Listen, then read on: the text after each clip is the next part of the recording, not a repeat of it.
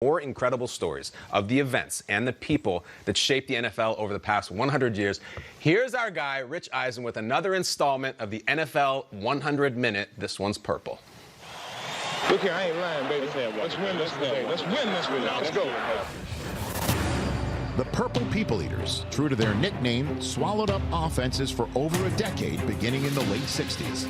The Minnesota Vikings' formidable front four, anchored by Hall of Famers Carl Eller and Alan Page, were joined by Jim Marshall, Gary Larson, and later Doug Sutherland. As a group, they competed under the motto, meet at the quarterback. When these Purple People Eaters unload, they unload. Their 19 combined Pro Bowl selections proved they were one of the most productive and intimidating D-lines in NFL history. In 1971, the menacing Page became the first defensive lineman to be named league MVP. He got off the ball fast. 4 years later, the Vikings became the first team since the merger to finish #1 against the run, pass, and in total defense. The Purple People Eaters lived up to their name, making 4 Super Bowl appearances in 8 years. 50 years later, the Vikings still take pride in their dominant D. That is a bad group of dudes. Incredible piece right there on the Purple People Eaters. But let's go to the city of Culver. It's our newsroom. We go to Will Selva, who I know appreciates the talents of a Jim Marshall.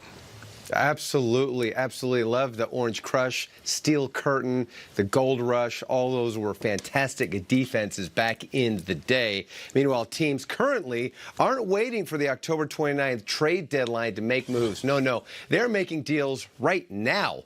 Within hours of Mohamed Sanu going from Atlanta to New England, another front runner, the 49ers, went out and acquired one of the other coveted wide receivers. San Francisco sending a 3rd and 4th round pick to Denver for Emmanuel Sanders and a 5th round pick. Sanders immediately boosts the wide receiving core there.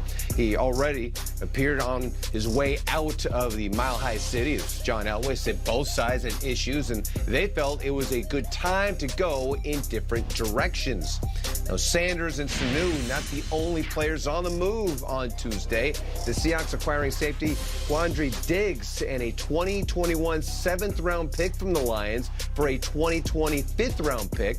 Diggs, who has 3 years left on his deal, started 40 of 65 games in 4+ seasons in Detroit. And speaking of those Lions, the team recently hosting the 3rd annual Ford Field costume party for kids who have been affected by pediatric cancer. Lions players donning costumes as the kids trick or treated took part in arts and crafts and face painting.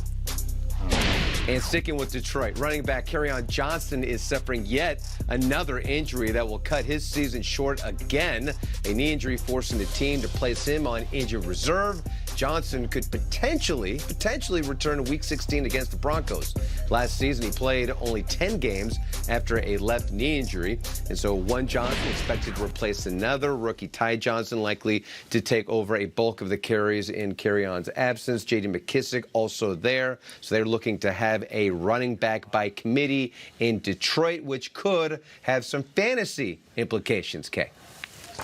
Yeah, the waiver wire is pretty thin right now. I'm looking at Benny Snell. He's getting a little more work. James Conner still dealing with an injury. You can't play Zeke Elliott this week or Christian McCaffrey, so a bummer for fantasy owners for sure. We'll address sleepers a little bit later in the week, but let's look at setting your lineups for Week 8. You have to do it tomorrow. Be ahead of Kirk Cousins' revenge game against the Redskins on Thursday Night Football. Time for a little fantasy face-off. I said something pretty much every day in the offseason. It was trust first-round rookie running backs. They're usually taking that highly because they're going to get the ball pretty much just every game and a lot in every game. So Josh Jacobs is that dude. He is crushing it. Take a look at what he's done since Week 4. He is 4th in the league in total yards per game.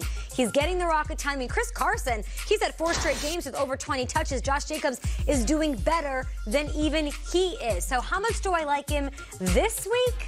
A lot. He has to go on the road and face Houston. If you're looking at NFL.com's Week 8 running back rankings, time for a little fantasy face-off with the rookie RB. Move him up. Going up against Nick Chubb. Do I move him from 10 to 9? Nick Chubb, we love him. I mean, Kyle, awesome. I hear you moaning over there. Who's groaning. he playing?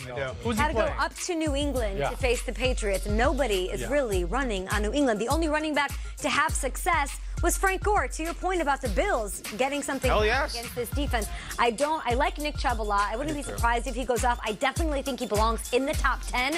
But this week, I would play Josh Jacobs well ahead of Nick Chubb. Jacobs up against Le'Veon Bell. Well, let's do the math here. Le'Veon Bell has 100-yard game all season long. Josh Jacobs only has one game all season long where he hasn't had 100 yards. Move him up. Do the math there. Le'Veon Pretty Bell, spooky. I will say this, though. I looked at the schedule. I think this is a good buy low candidate, Lev Bell. He hasn't been great. Everybody had higher expectations, myself included. But after the Jags, he has the Dolphins, Giants, Redskins, Raiders, Bengals, and then the Dolphins again. So I'd go, hey, Lev Bell owner, let me take him off your hands for you. All right, Josh Jacobs up against Chris Carson. Like I said, he's getting the workload the entire time, and he's got Atlanta. And you think Atlanta, oh, they're giving up, they're not winning games. Sneaky good run defense. Yeah. For whatever reason, teams are not running on them as much. I feel like this might be a little bit messy. I feel like Russell Wilson coming off a game where he got is going to want to air out the ball a little bit more. I just think Josh Jacobs will have more touches and a bigger impact in this game at Houston. So I'm going to move him and jump him up over Chris Carson. Now we've got James Conner to deal with. James Conner, bit banged up, dealing with a quad injury. We see Benny Snell getting worked into it a little more. I love the matchup. He definitely belongs here. What do you guys think? Should I put Josh Jacobs above James Conner? We haven't seen Conner in a while, right? I think you go with the hot hand. He'll get his. I don't love the injury. So, yeah, let's do that. I feel like there's enough questions to pause playing him. Josh Jacobs is full speed ahead. Leonard Fournette gets the Jets. The Jets also weirdly not getting run on as much as you might think. C.J. Mosley is back. Quinnen Williams, friend of the show. They're making running pretty tough. So I'm going to go ahead and say Josh Jacobs over Leonard. Move him up. Top 5. So. Okay. What do you guys make of Todd Gurley here? He had a brilliant grab in the end zone. He got fed the ball 18 times last week. Does that mean he's back? Does that mean that he continues? I still have a lot of questions about Todd Gurley. I just feel like Josh Jacobs is the safer bet. What say you, Table? I don't like London games for fantasy. I feel like London games throw me off. I don't know if Gurley in that game does anything because of the fact it's overseas. You're not going to see 40 carries to Gurley. And he's averaging just 58 total yards a game over the last 5 weeks. Do I have the stones, Kyle? Yeah. To move him above Saquon Barkley at Detroit? A no. You're going to stop right there? I do not. No deal, Howie? I wouldn't do that. I think he's got a, well, I don't know. Saquon's What do you the truth, think? baby. We got to stop at Saquon because he had 80 total yards and a touchdown. His first came back from an ankle injury. He's healthier now. He's going up against Detroit, who's gotten gashed by running backs so far this season. The point of all of this is that Josh Jacobs will likely outperform a lot of running backs. I love what he's doing each and every week. Draft rookie running backs and get them on your roster and get them in your starting lineup, guys. Okay, you know the one that kills me? There's a guy on there that I love that Josh Jacobs blew by, and it's that number 7.